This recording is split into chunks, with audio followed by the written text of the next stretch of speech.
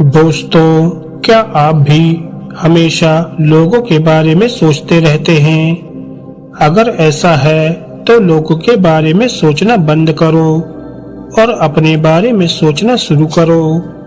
कुछ लोगों की आदत ये होती है कि वह हमेशा ये सोचते हैं कि अगर उन्होंने ये काम किया तो लोग क्या कहेंगे।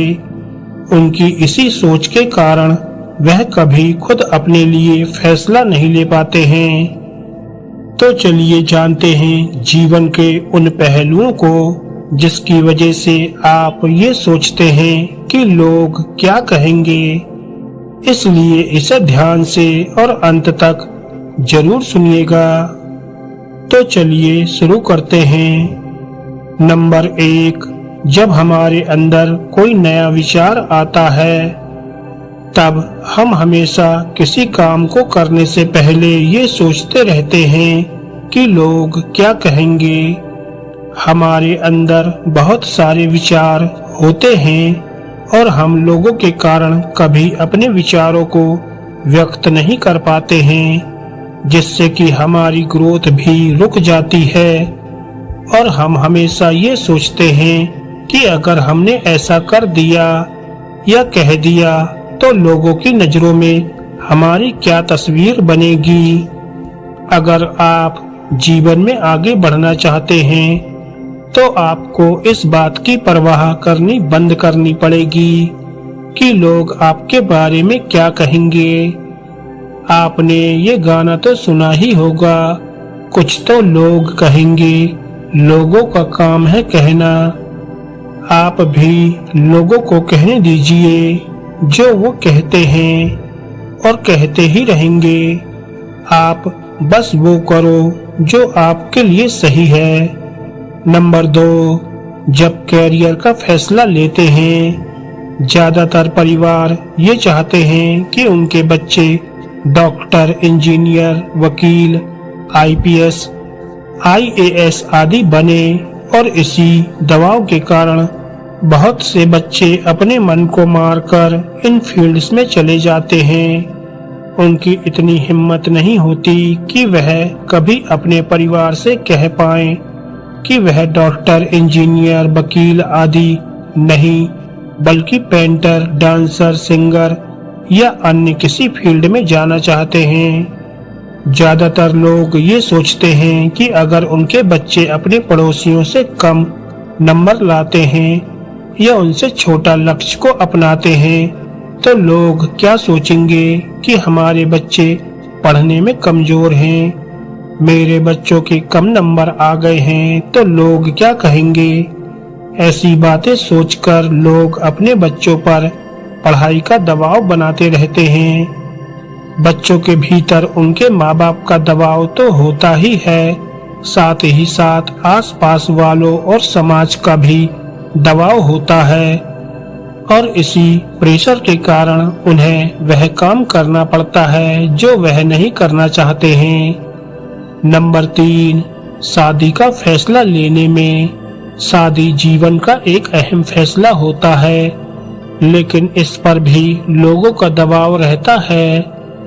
अलग जाति के नाम पर समाज दो लोगों को शादी के बंधन में बंधने नहीं देता है और लोगों के डर के कारण हम कुछ नहीं कर पाते हैं, बस अपनी इच्छाओं का गला घोट देते हैं, जिसके कारण युवकों को अपने लिए ऐसे जीवन साथी मिलते हैं जिसे माता पिता और रिश्तेदार ढूंढते हैं और हम बिना किसी को जाने पहचाने शादी के लिए तैयार भी हो जाते हैं।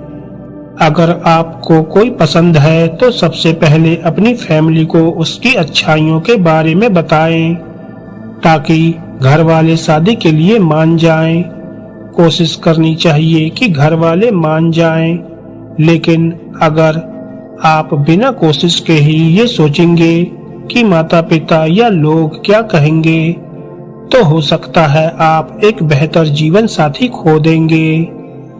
नंबर 4, अपनी जिंदगी अपने हिसाब से चलानी चाहिए।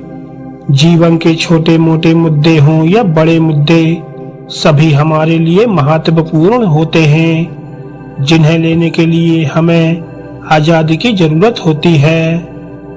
लेकिन यदि कोई आप पर अपना फैसला थोपने की कोशिश कर रहा है तो आप उसकी मत सुनिए।